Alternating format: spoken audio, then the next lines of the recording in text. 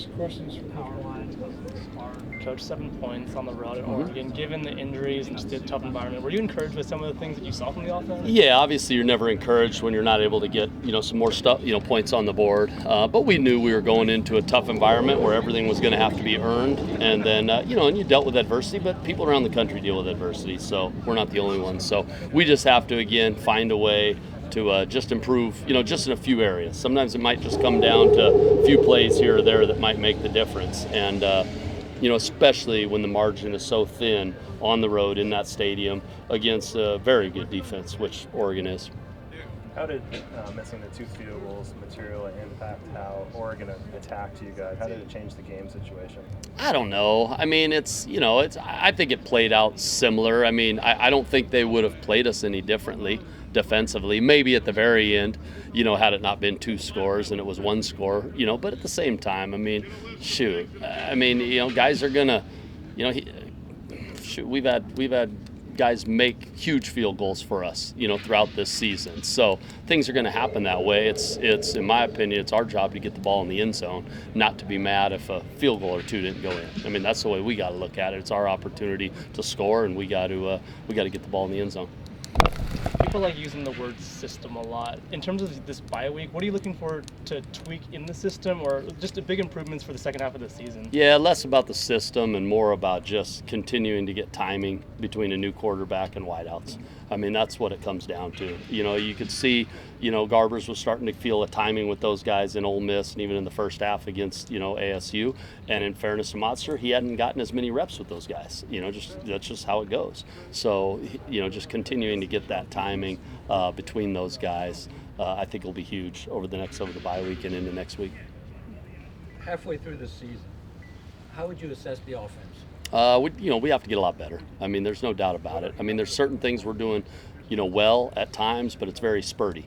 And we have to be able to overcome, certain things that don't go right or certain things that are different, and that's all of us. So we all have things that we need to get better, in doing, whether it be in-game adjustments, whether it be, dealing with an injury, and still overcoming it, so it's a fine line. If you ask me though, coming off, Ole Miss and early in the first half against, Arizona State, I felt like we were progressing very well, and we have to be able to then deal with some adversity and overcome that a little bit faster, and that's a combination. That's on all of us. That's not just that's a us deal as a whole offense. What would you say you're doing best offensively? There's a couple things. I mean, last week was tough on the road, but coming out of the ASU game, and I think I said it here, I thought our pass pro was really good. I thought we were doing that really well. At different times in the year on the road against UW, early in the year, we ran the ball really well. And, and that needs to, but it's been kind of one of those things where then all of a sudden we go on the road against Ole Miss, and really in the first half against ASU, and we were throwing the ball really well, in terms of timing and completion percentage and moving the football. We just have to, the thing we have to do is take the little spurts in which we've done certain things well, second half against UW or first quarter against North Texas, or, the entirety of Ole Miss or early on against ASU, but be able to put that together week in and week out. And that just comes with timing and continuing to work that. Would you say the offense is better now than it was last year? Yes, I definitely believe it is. In particular respects? I just think, we've at different times we've shown the ability to be more explosive. We've shown the ability to be more diverse, up until probably the last, 6 quarters, which we're still getting used to, different guys coming in and out. We were starting to finish in the red zone against Ole Miss and some others. So, yes, I definitely think we've made improvements, but nowhere near, and we talk about it, nowhere near where our standard is going to be going forward. And we got to remember we have our entire offense coming back, a year from now, with the exception of a great senior receiver in Jordan Duncan, which obviously will always be missed. But you look at the entirety, we don't lose a lot. So we have a chance to continue to grow, throughout the end of this year and continue, past this year. How big an impact has the injuries in the offensive line had? It always does, but, you see Stanford dealing with it. You see other people dealing with it.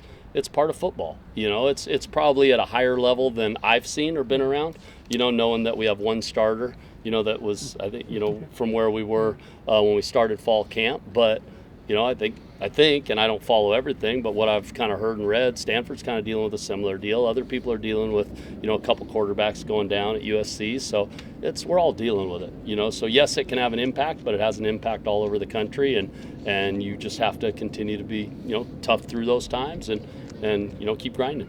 You expect to get some of those guys back with a bye week? We could, but I don't know for sure. I've always said here I can't be concerned with what we don't control. So we don't control whether or not those guys are able to come back. If certain guys are, that's awesome. We need all hands on deck, and we know that. But if they don't, we got to continue to develop the guys that are in place, So and they're hungry. They're hungry to keep getting better, and guys are thrown into bigger roles than they had before, and we'll keep working through that. How are they doing? Doing a good job. Doing a good job.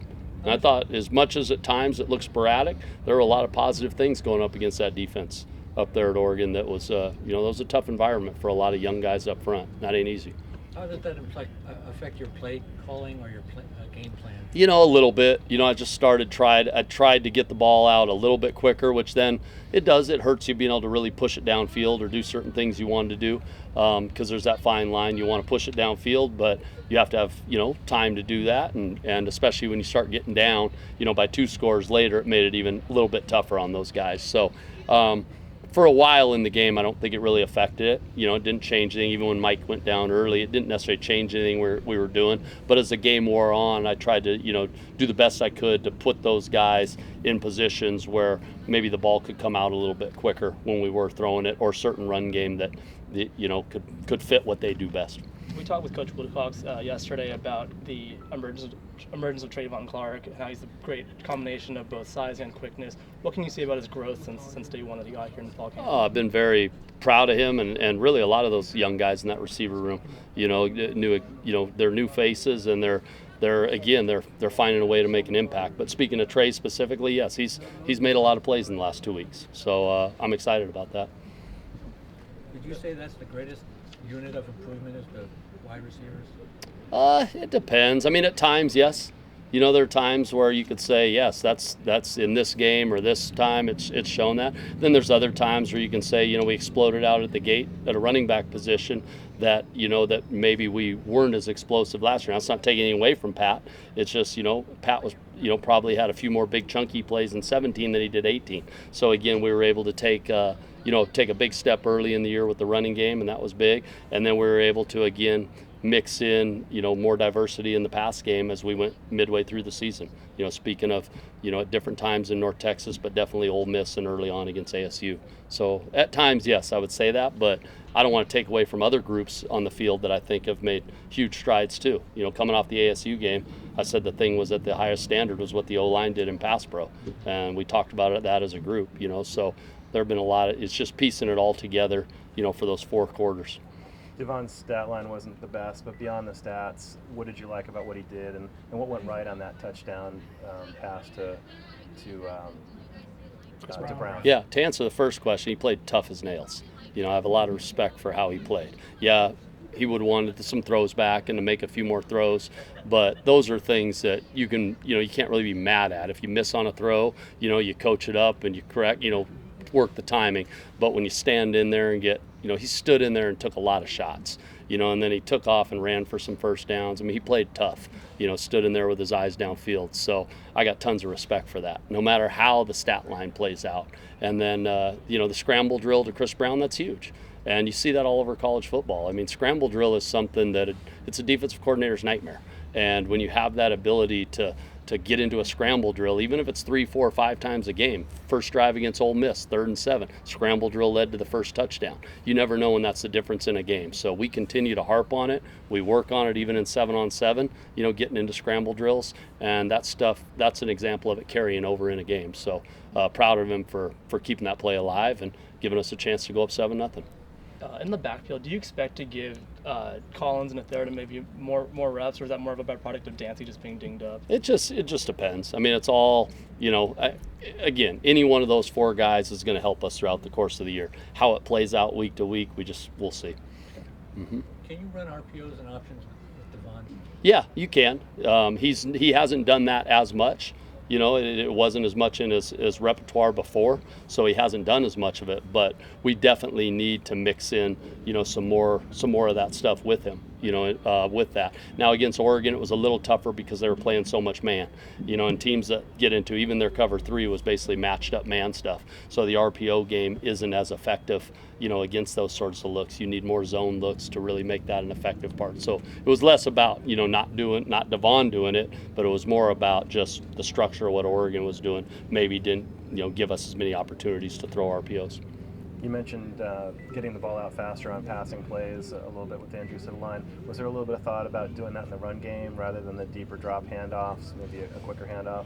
Well, I mean, yeah, I mean, there's only so much you can do. I mean, you know, quick handoffs. I mean, some of our handoffs, the back's still 5 yards from the line of scrimmage, you know, in gun offset. So it's not, I can't get them much closer, you know, and I don't mean to be, but there's not much else, you know, you're going to do that way. I mean, and we were just, like I said, we were just a hair off. And in fairness to those guys, all of a sudden, I don't think people realize you're on the road and you're moving guys from left tackle to left guard, from left guard to center, whatever those, that's difficult, you know, so it takes continuity working together. So I think it's less about, you know, certain things and more about now we get another week to work on things together, continuity, you know, working together, working with the calls, communicating in different positions than maybe we were used to playing, and we'll continue to progress. Those guys are good. Like I said, it's a good group up front. They just need some time to work together. It was a lot of new faces thrown in at once in the as tough an environment as you're going to face in the Pac-12. All those linemen are important, but the center, Mike Safell, is that like the person you can least afford to lose? No, I mean, I don't want to say that just because they're all important. And it's, you know, and Cindric did a great job. Comes in and steps in. He's prepared for that. He practices it. So it's like any other position. Everyone's important on the field. And when you lose someone, it's just a matter of you know, okay, who's up? How are we going to, what are we going to do? What adjustments are we going to make? Communicate, and we'll be better going into the next week, you know, just because now they've had a chance to practice together. That's just the toughest thing, no matter who you lose at any spot, especially on the O-line. It's just tough because you haven't worked all week together in that, you know, in that area. So, but Cindric knows. He knows the entire offense, so there's no issue with that part of the situation. It's just hard because you've lost another starting O-lineman.